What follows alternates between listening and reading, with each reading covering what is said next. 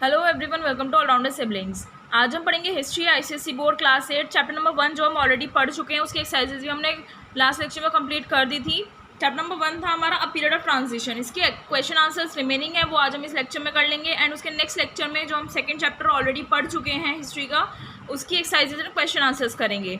तो चलिए lecture start करते हैं। वीडियो को लाइक कीजिए, शेयर कीजिए और चैनल को सब्सक्राइब करना ना भूलें। चलिए स्टार्ट करते हैं क्वेश्चन आंसर्स। फर्स्ट क्वेश्चन है, give reasons why the industrial revolution first began in England. आपको रीजंस देने हैं, ये बताना है कि इंडस्ट्रियल रिवॉल्यूशन जो है वो सबसे पहले इंग्लैंड में ही क्यों शुरू हुआ, कहीं और क्यों शुरू नहीं हुआ, इंग्लैंड में ही क्यों हुआ, तो उसके रीजंस देने हैं। तो चलिए आंसर देखते हैं।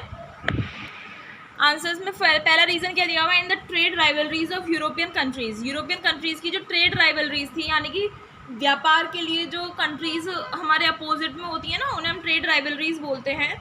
तो यूरोपियन कंट्रीज की जो ट्रेड राइवलरीज थी, it had emerged as a unrivalled power. तो इंग्लैंड जो था वो अनराइवल्ड पावर, यानी जिसका कोई राइवल नहीं था, इस पावर की तरह वो क्या हुआ था, इमर्ज हुआ था।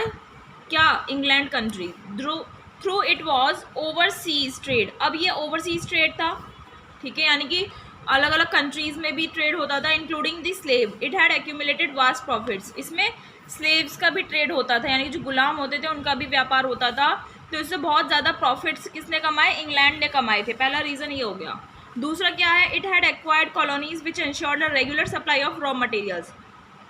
इट हैड एक्वायर्ड कॉलोनीज, इसमें कॉलोनीज़ भी आई थी इंग्लैंड की, इंग्लैंड ने अपनी खुद की कॉलोनीज़ बनाई थी, जिससे एक रेगुलर सप्लाई मिल गई थी रॉ मटेरियल्स की। समझ रहे हो।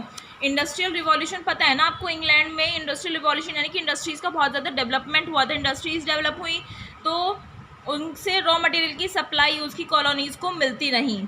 People were no longer tied to the land and were free to take to any job. और इंडस्ट्रियल रिवॉल्यूशन होने की वजह से क्या हुआ, लोगों को ज़्यादा अपनी ज़मीन से बंधा हुआ रहने की ज़रूरत नहीं थी और वो फ्री थे कोई भी काम करने के लिए। The movement in England where small land holdings were consolidated into large farms had begun in the 18th century. England में जो मूवमेंट था, जहाँ पर छोटी छोटी लैंड होल्डिंग्स जो होती हैं उन्हें इकट्ठा करके बड़ा फार्म बनाया गया, वो 18th सेंचुरी में ये काम शुरू हो गया था। So there was no shortage of labour power, इसलिए लेबर पावर की वहाँ पर कोई शॉर्टेज नहीं थी। Commercial classes had acquired more political power and there was no danger of government interference. जो कमर्शियल क्लासेस थी उनके पास पॉलिटिकल पावर बहुत ज़्यादा आ गई थी और इसलिए वहाँ पर कोई खतरा नहीं था कि गवर्नमेंट कोई इंटरफेयर करे, अपना कोई बोलते ना नाक घुसाए, तो ऐसी कोई ज़रूरत नहीं थी। गवर्नमेंट कोई खतरा नहीं था उन लोगों को कि गवर्नमेंट उनके काम में आए बीच में। England has plenty of natural resources like iron and coal essential for industries.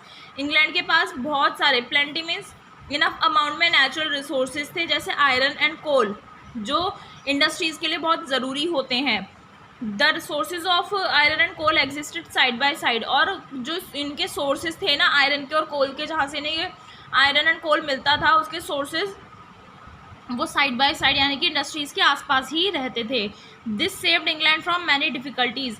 और ये साइड बाय साइड सोर्सेज होने की वजह से इंग्लैंड को बहुत सारी परेशानियों से इंग्लैंड बच गया था।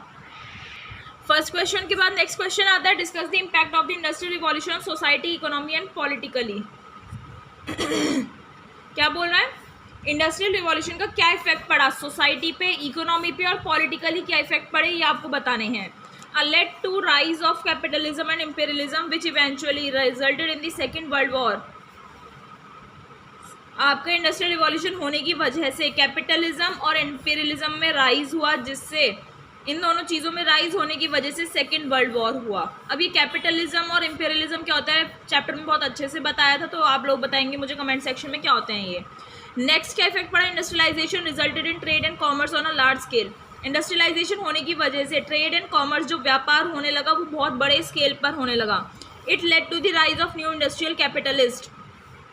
अब ये इंडस्ट्रियल रिवॉल्यूशन होने की वजह से न्यू इंडस्ट्रियल कैपिटलिस्ट का राइज हुआ, नए नए कैपिटलिस्ट आने लगे। ठीक है, कैपिटलिज्म का अगर आपको मीनिंग पता है तो कैपिटलिस्ट भी आप समझ जाएंगे। Rise of new towns and cities in Europe. Europe में नए नए टाउन्स और नई नई सिटीज़ डेवलप होने लगी। It resulted in mass production of variety of goods which could not be consumed with in a country.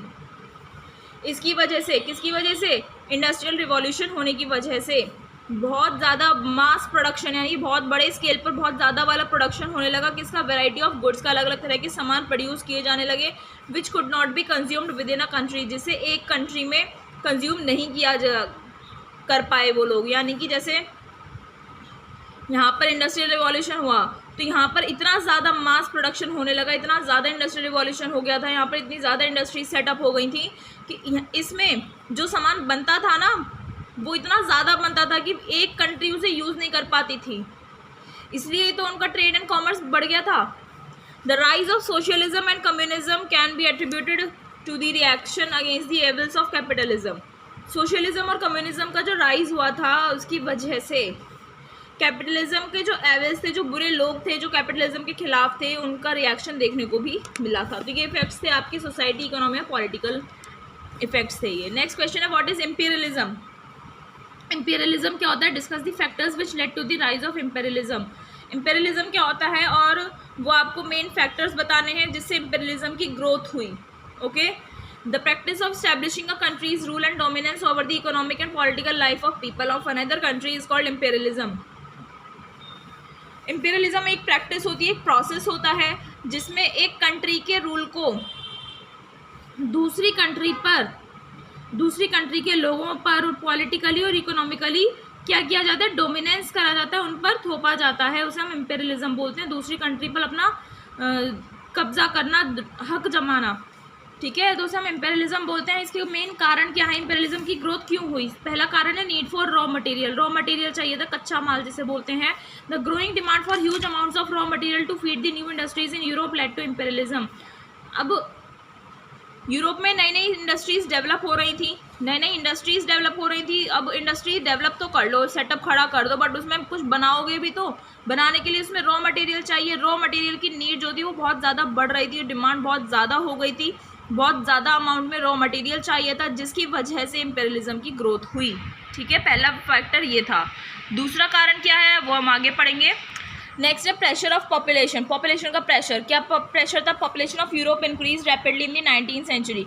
19th century में एक बहुत ही हाई रेट पर यूरोप की पॉपुलेशन इंक्रीज हुई थी। European countries had small territories. European countries की छोटी छोटी टेरिटरीज थी, जिसकी वजह से कॉलोनीज़ का इस्टेब्लिशमेंट करना पड़ा। दूसरी कंट्रीज़ में इस्टेब्लिशमेंट होने लगा, किस चीज़ का? कॉलोनीज़ का।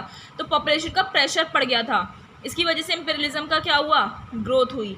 नेक्स्ट है कारण rise of industrial capitalism. The merchants and traders looked for expansion of business. Industrial capitalism यानी कि इंडस्ट्रीज़ का ग्रोथ हुई। जो मर्चेंट्स और जो व्यापारी थे, जो ट्रेडर्स थे, वो ये चाह रहे थे कि उनका बिजनेस क्या हो जाए? एक्सपेंड हो जाए, बढ़ जाए। Owners of shipping companies and bankers always look for new and better opportunities to earn more. जो शिपिंग कंपनीज हैं और जो बैंकर्स थे, उनके जो मालिक थे ना, वो नई और बेटर अपॉर्चुनिटीज़ के लिए देखते थे ताकि वो ज़्यादा प्रॉफिट्स कमा सकें। नेक्स्ट है geographical explorations and discoveries. Geographical explorations हो रहे थे, यानी कि लोग एक्सप्लोरेशंस बोलते हैं जो किसी भी जगह पर आकर लोग रिसर्च करते हैं। तो जोग्राफिकल एक्सप्लोरेशंस हो रहे थे यूरोप में। Preceded and succeeded the Renaissance and reach their climax by the end of 19th century. यानी कि 19th सेंचुरी के एंड पॉइंट तक आते आते जो जोग्राफिकल एक्सप्लोरेशंस हुए थे यूरोप में, उसकी वजह से रेनेसेंस की ग्रोथ हुई। ठीक है, और 19th सेंचुरी के एंड पर ये पॉइंट अपने क्लाइमैक्स पर पहुंच गया था। New lands in Asia, Africa and America were discovered. और नए नए लैंड्स जो थे एशिया के, अफ्रीका के और अमेरिका के, उनकी खोज की जाने लगी। नई नई लैंड्स, नए जोग्राफिकल एक्सप्लोरेशंस हो रहे हैं, तो यानी कि नई नई कंट्रीज़ क्या हुई? डिस्कवर हुई। नेक्स्ट क्वेश्चन करते हैं। How did renaissance reformation and the new geographical discoveries led to modern age. Renaissance, reformation and new geographical discoveries, इन तीनों की वजह से मॉडर्न एज कैसे आई, मॉडर्न एज का डेवलपमेंट कैसे हुआ, आपको ये बताना है। तो सबसे पहले renaissance led to the rationalism, humanism, scientific spirit and spirit of inquiry among the people. Renaissance की वजह से लोगों में रेशनलिज्म का भाव बढ़ गया। ठीक है, उन्हें पता पड़ा कि रेशनलिज्म क्या होता है, ह्यूमैनिज्म मानवता, साइंटिफिक स्पिरिट आने लगी उनमें, यानी कि रिसर्चिंग बहुत ज़्यादा लोग करने लगे, और उनमें एक स्पिरिट ऐसी आ गई लोगों में कि उन्हें हर चीज़ की इंक्वायरी करनी थी। इंक्वायरी इन द सेंस, उन्हें हर चीज़ का रीज़न चाहिए होता था कि ये हो रहा है तो क्यों हो रहा है, तो रेनेसेंस की वजह से ये सभी चीज़ें हुई। Reformation, it led to the rise of Protestantism and the setting up of Protestant churches. Reformation की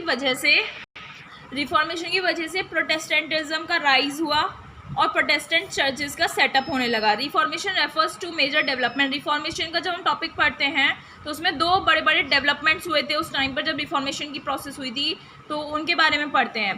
वो दो मेजर डेवलपमेंट कौन से थे आपके? Protestant reformation and Catholic reformation. Protestant reformation में क्या होता है, ये एक मूवमेंट था जो मार्टिन लूथर ने लॉन्च किया था। किसके अगेंस्ट लॉन्च किया था? जो कैथोलिक चर्च थे, रोमन के जो कैथोलिक चर्च थे, उनमें करप्ट प्रैक्टिसेस चलती थी, भ्रष्टाचार उसमें होता था, करप्शन होता था, तो उसके अगेंस्ट ये प्रोटेस्टेंट रिफॉर्मेशन चलाया गया था। ओके, आगे बोल रहे हैं another development which mark the beginning of the modern age in Europe was a series of voyages of discovery.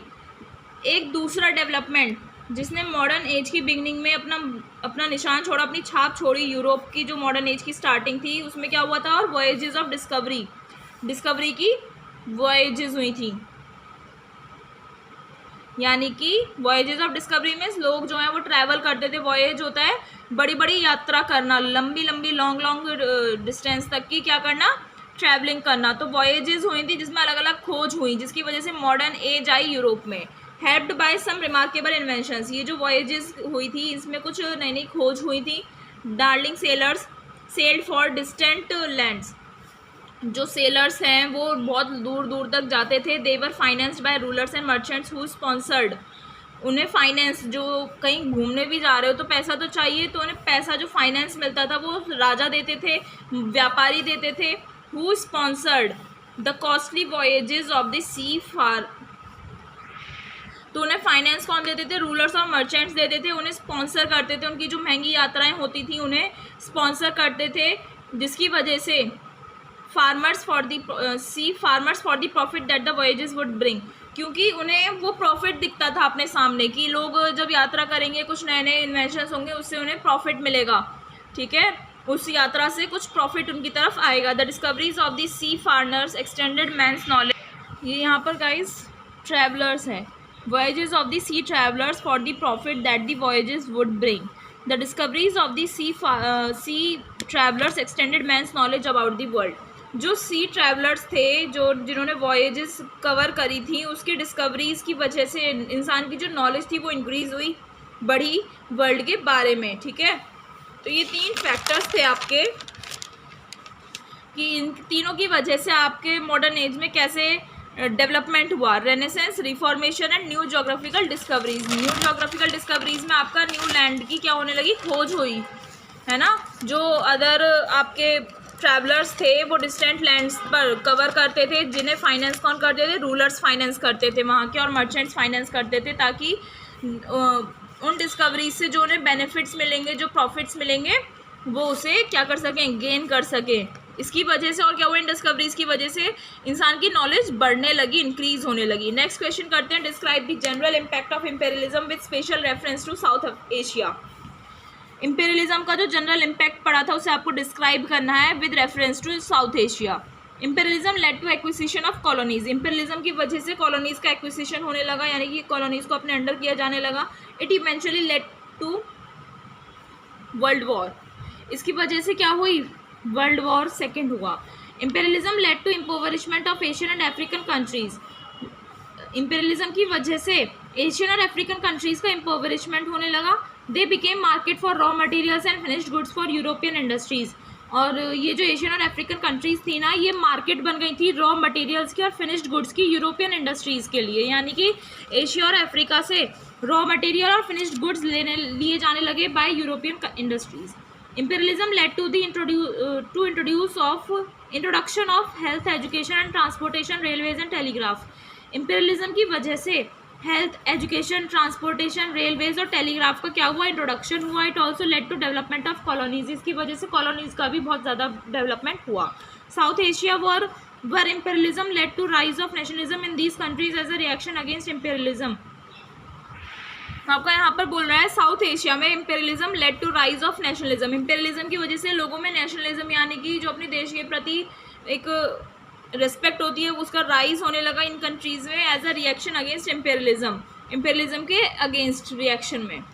East India Company became rulers, East India Company rulers बन जाते हैं। चाइना वॉज डिवाइडेड, चाइना को divide कर दिया जाता है। Sri Lanka was first occupied by Portuguese, Sri Lanka का सबसे पहले, श्रीलंका को कौन अपने अंडर लेता है? पोर्टुगीज लोग अंदर अपने अंडर लेते हैं। The Dutch finally by the British, और डच को कौन अपने अंडर लेता है? ब्रिटिश लोग लेते हैं। Burma became part of British empire, और बर्मा जो है कंट्री वो किसका पार्ट बन जाती है? ब्रिटिश एम्पायर का पार्ट बन जाती है।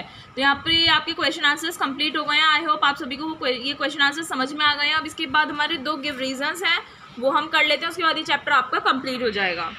गिव रीजंस में सबसे पहला है most of the countries in south Asia become colonies of Europe. South Asia की जो मोस्ट ऑफ कंट्रीज थी वो यूरोप की कॉलोनीज बन जाती हैं। क्यों? Most of the countries in Asia were turn into colonies of Europe. Most of जो कंट्रीज थी एशिया में वो यूरोप की कॉलोनीज में कन्वर्ट हो जाती हैं, क्योंकि industrial revolution had not come to this part of the world. क्योंकि एशिया की जो मोस्ट ऑफ कंट्रीज जो कॉलोनीज में कन्वर्ट हो जाती हैं उस एरिया में इंडस्ट्रियल रिवॉल्यूशन नहीं आया था। The economic and political system prevalent in south Asia were backward. Economic और पॉलिटिकल सिस्टम जो प्रिवेलेंट था साउथ एशिया में वो बैकवर्ड था, बैकवर्ड सिस्टम था। वहाँ पर इकोनॉमिक और पॉलिटिकल सिस्टम बहुत पुराना और डाउन। नेक्स्ट है new inventions and discoveries led to the industrial revolution. नए नए इन्वेंशन, नए नए डिस्कवरीज होने की वजह से इंडस्ट्रियल रिवॉल्यूशन हुआ। कैसे? New inventions and discoveries led to the industrial revolution because new invention were faster than the primitive machine. क्या बोल रहा है? न्यू इन्वेंशन और न्यू डिस्कवरीज जो हुई थी उसकी वजह से इंडस्ट्रियल रिवॉल्यूशन इंक्रीज हुआ था, क्योंकि नई नई जो खोज होती थी वो बहुत जल्दी होती थी और प्रिमेटिक मशीन्स जो हैं उनसे ज़्यादा जल्दी होती थी। तो ये आपके गिव रीजंस कंप्लीट हो गए हैं, साथ ही आपका चैप्टर कंप्लीट हो गया है। आई होप आपको पूरा चैप्टर भी समझ में आ गया एंड आपको एक्सरसाइजेज क्वेश्चन आंसर्स भी समझ में आ गए हैं।